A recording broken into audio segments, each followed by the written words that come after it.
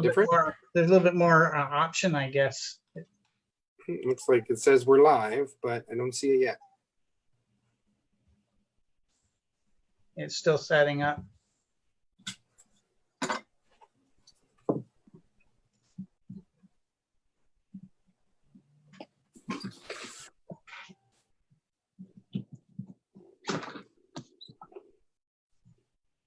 Looks like we're live, Paul. Yeah, you think so? I don't do. see us. I don't see us there yet. We're there. Yeah. All right. Well, I'll get things started then. So we're back live on Facebook, and I'm super excited about this. Tom and I have had the privilege to actually bring a bunch of people on this Let's Talk program that we sort of thought up about 6 or so months ago. And today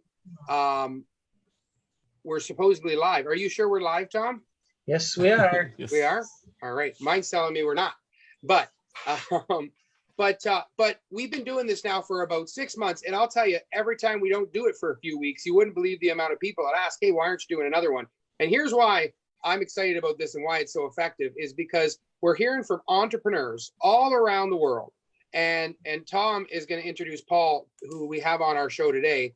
And just to know this gentleman a little bit, he's a hungry, ambitious entrepreneur that's out there chasing his dream. And when you can get onto a Zoom with someone like that or a call with someone like that, and you can learn from their mistakes, learn from their results, and go and apply it in life, that's priceless. That's the best thing that you can do. And that's why I love these so much. And I'm super excited to hear from you, Paul. So I'm going to pass it over to Tom first, and he's going to kick it off.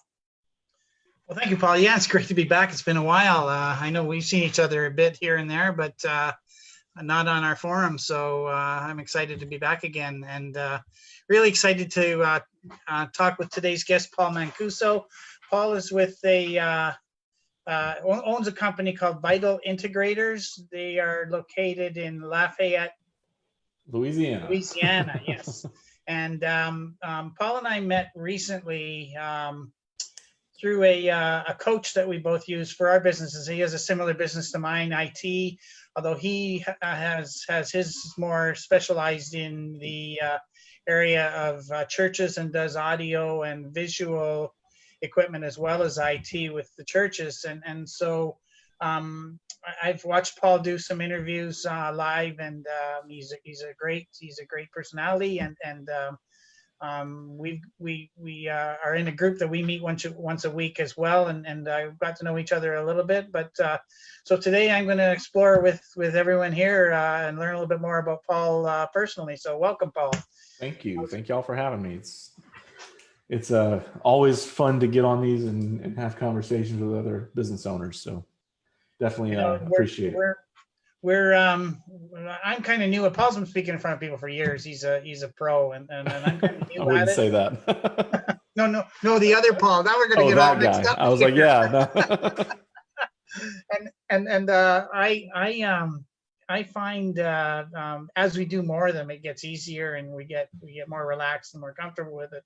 And it's great to watch you and listen to you speak. I know I've heard a couple with another friend of ours, Chris. So why don't we start? Tell us a little bit about yourself, how you got into where you are today in life, maybe, and bring us up to speed. Yeah. So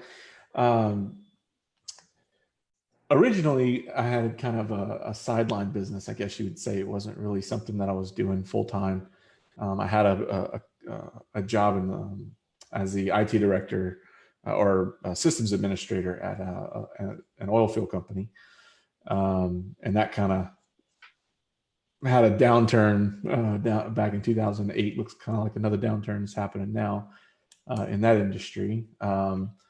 And, you know, we had a bunch of churches that we would just deal with and help with their IT needs on the side. And then whenever I got laid off from the oil field, I decided to turn it into a business. And that's kind of what we're doing. And we've kind of evolved over the years and grown, added staff. In fact, but in 2019 is when we changed the name of the company, when we changed it to Vital Integrators, and that stands for Video, IT, Audio, and Lighting. All of your vital systems when it comes to churches and businesses. And so we've kind of branched out into doing large format video walls, LED walls, things like that, as well as your big audio systems, and then down to conference rooms and things for businesses as well. So our focus is still IT, and it's interesting, all of the dynamic of those industries that have all kind of been separate, the video industry, IT, and audio and lighting. And now everything is kind of just converging together. You're now doing audio over Dante, which is a network protocol now. They've got video options for doing video over over IP. So that the IT framework of what we build off of is central to all of those other components. And I guess now more than ever that you've seen some major pivots in churches, as we all have. I mean, up here in Canada, the churches, along with everybody else, were just shut down. No congregations could meet. Even now, as we come back to some semblance of normal, it's still restricted on how many can meet in one place at a time. And we don't have, I know you've got a lot more larger churches in the South than we do. I mean, we don't have a lot that are 1,000 people, but there's no way they can put that many people in a building that would hold 1,000 people. And so they've had to adapt, and I think you've been helpful in the pivotal. Yeah. And what's interesting, you talk about the larger churches and things like that. And that is true. I mean, the larger churches kind of have embraced technology, I would say, prior to COVID. But now it's one of those things where all the churches are kind of like trying to figure out, what does the next part of this look like for us? And you kind of had a run on, oh, we've never done live streaming. How do we do it? How are we going to do this effectively? And it even goes down to knowing your congregation, knowing your audience.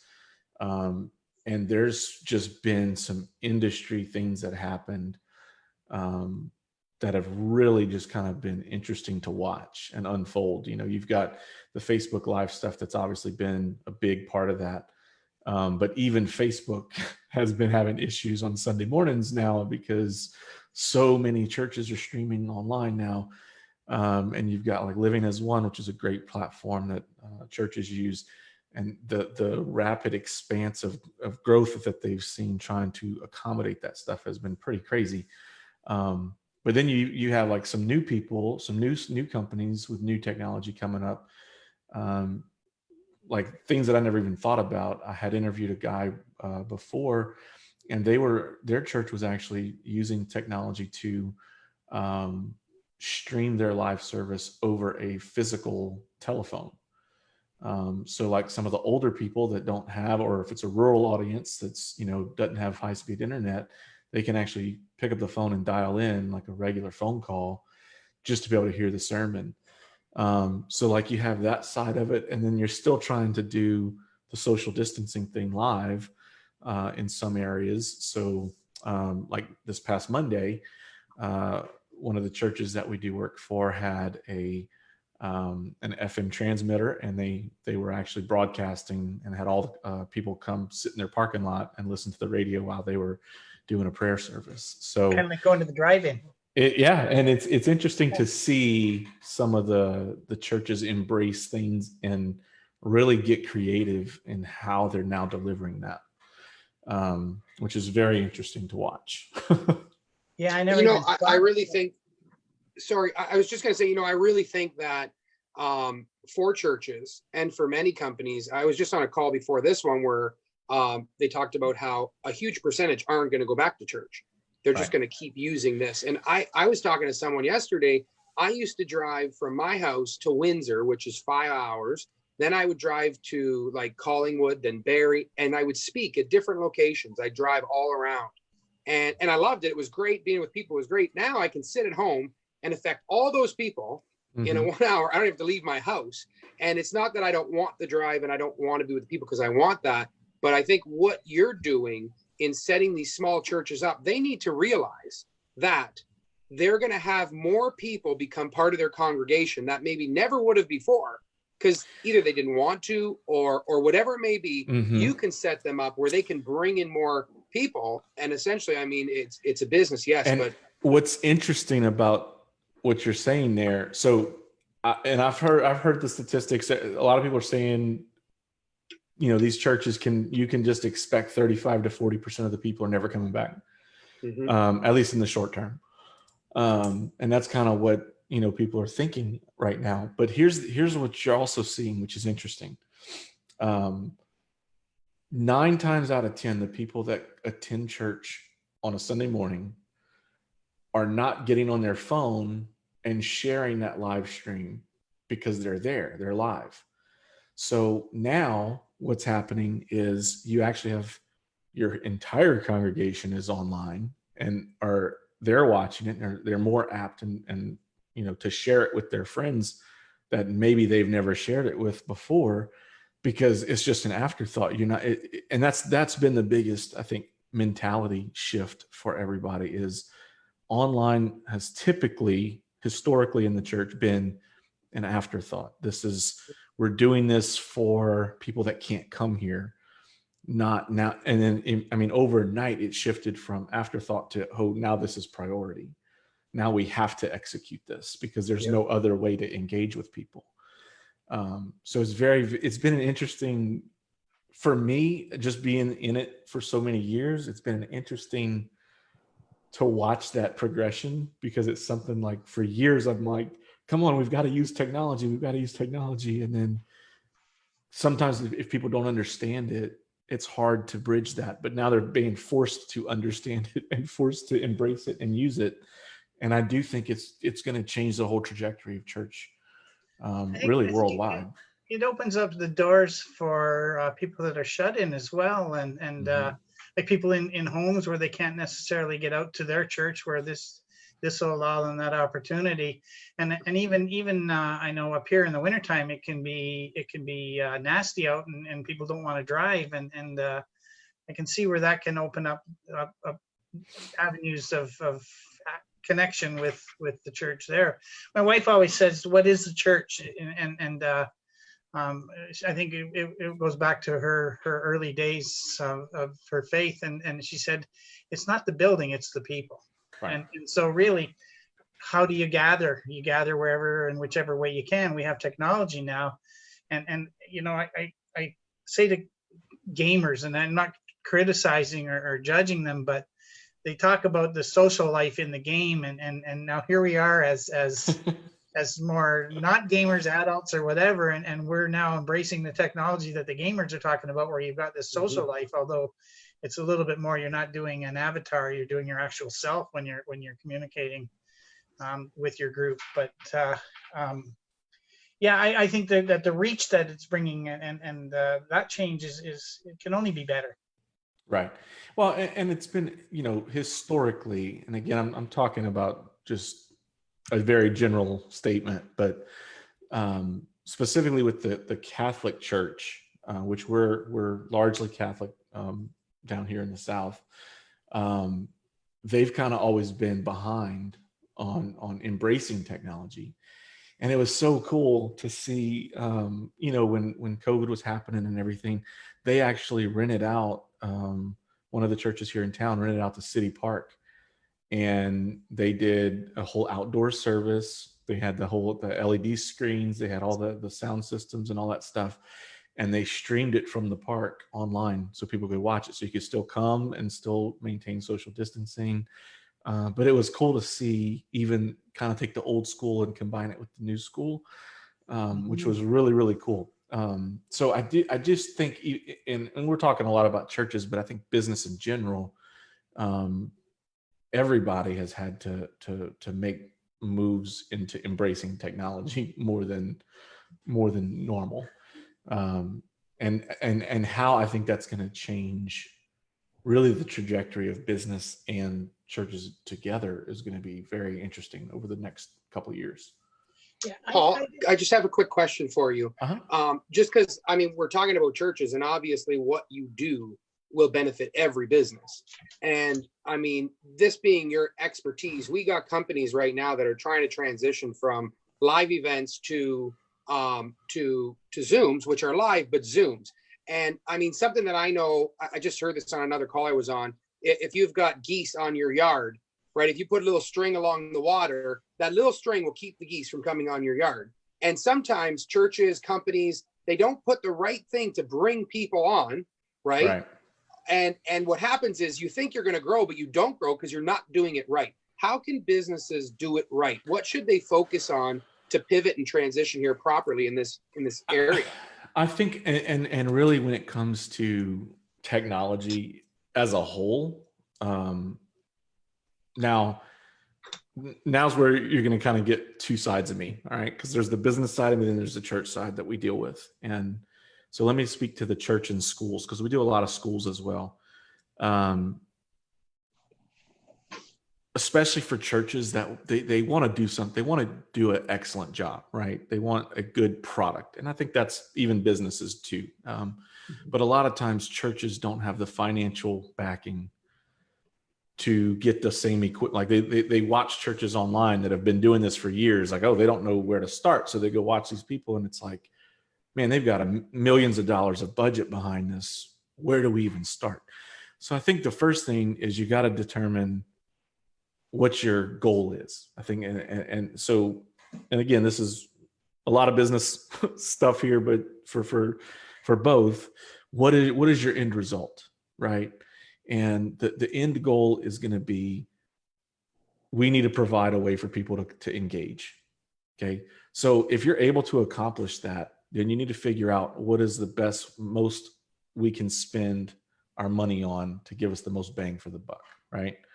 Because you're not going to have the budget that all these churches have. So I guess I would caution people, don't compare yourself to those churches. Let's figure out how to improve what you have. Let's start with the budget. Let's improve and build off of the base, because you can always add to it. And, people ask me that all the time, well, what should we budget for it?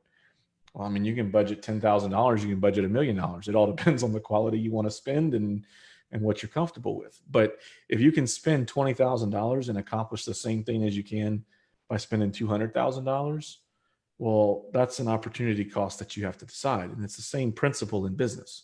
So on the business side, it's the same thing. What are you trying to accomplish? I can get, and I'll give you a good example for some of the schools that we work with. Some of the private schools came to us and they're like, hey, we want to be able to have a backup contingency plan for some of these classes if people get sick during the year. Okay, well, if I'm going to put a webcam for the teacher, well, that's one thing. But if you're trying to do a camera that's going to show like a science project and you're going to have to really see detail, well, you got to spend some more dollars on that camera. So you have to start with the defining what you're trying to do before, otherwise you're just throwing good money after bad money. And you'll just get into this cycle of trying to fix a problem that could easily be remedied if you define that. And I think that's important, to identify what you're trying to accomplish and then set your budget based on that, because there's going to be things that are non-negotiables in everything, in every technology that you talk about. You have to have a camera. Okay, what camera do we have to have? And then that's the conversation you can have when you're just trying to set, pricing and things like that.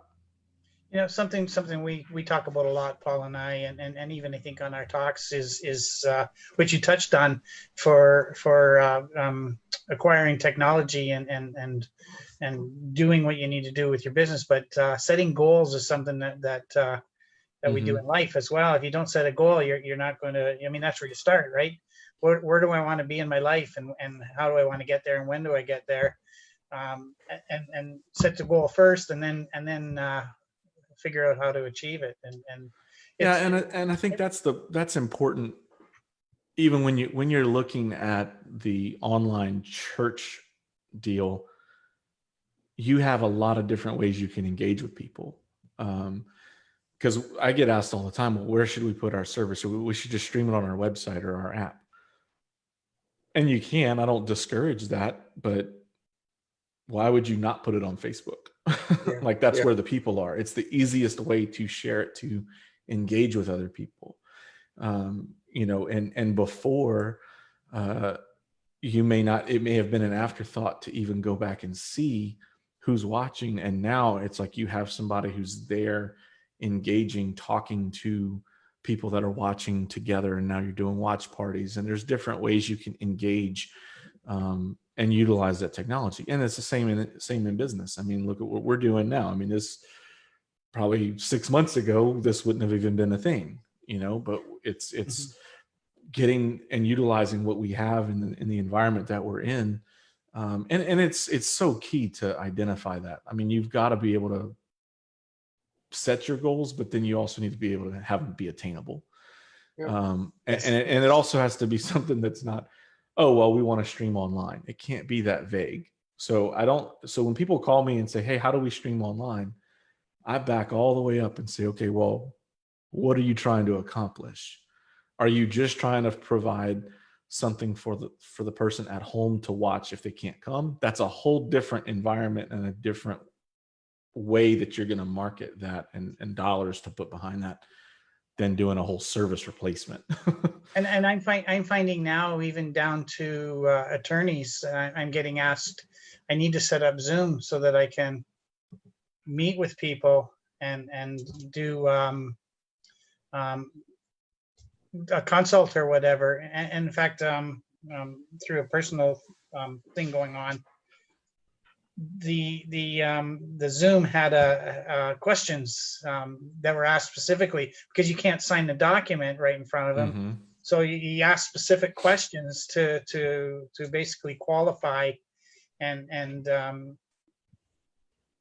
prove that you're signing the document virtually, I guess, without using DocuSign or anything. They still have to have their, yes, I signed it. Yes, I agree. Yes, I this and that and the other thing. And that's obstacles or changes that are happening where people are using a one-on-one technology to accomplish daily business tasks as well. And Tom, more people are reaching out for that. And Tom, that was what I wanted to bring up too. I mean, we would be remiss if we didn't mention, based on what me and you do, is the security side of all this. What businesses are doing and they're trying to pivot to is important, but there's a proper way to do that and securing it. And what we're seeing with some of the churches now, it's like, okay, well, we've kind of made it through the storm. Now we need to figure out how do we start securing this, make it a security conversation as well. And that's kind of, all right, we put the fires out, let's get this going. And I mean, this, in every industry right now, we're seeing an uptick in breaches and cybersecurity problems. And we've seen it with CPAs, attorneys, I mean, all of that stuff. So, and you and I are buried in it. So we see a lot of it. I mean, not necessarily with our clients, but just because our peers and hearing about things in the industry and watching the industry and because of what we do. And sometimes it can be difficult conveying the importance of that to the client. And I'm glad that you brought that up because it just helps me to say, you know what, this is important stuff. And it's just that it's the same with everything, right? I mean, in business, you're wanting to be as secure as possible, but you also got to look at it from the church's perspective too. So there's got to be, you got to be able to utilize what you can to keep it secure. But that's, the criminals aren't going to stop, so they're going to just adapt as well. So although I did hear that what was it for a while? They said that in the early days of the COVID thing, they said they weren't going to attack hospitals. Yeah. Yeah. I guess they went after Garmin instead. So. Oh, nice. Yeah. Oh, nice of them. Anyway, let's leave it on that note. Again, thanks for coming on and talking to us today. And we'll have to do it again. And appreciate your time. And I'll turn it over to you, Paul, if you want to wrap it up. Paul Ferrucci. There's so many of us now. See, no, man, I appreciate your time and I appreciate your wisdom and your knowledge. And there's people that are going to watch this, whether it's on your end or over here. And never be afraid to invest into your business. And that's really what they're doing. Coming to you is investing into their business, so that way they can move it forward. This is not going to stop. Right. This is the new norm. Right. If you're running a church, if you're running a school, this is the new norm. I mean, yes, we're going to go somewhat back to it, but this isn't an investment that's going to go away next month. This is what you need to do. And usually the longer you wait, the more expensive things get. So better to do it now and prepare yourself for the future, because we're here. This is it. So thank you so much, Paul. Appreciate it a ton. And we will definitely talk to you soon. Have a great night, everybody. Thank y'all. Awesome job. Thanks. Appreciate it.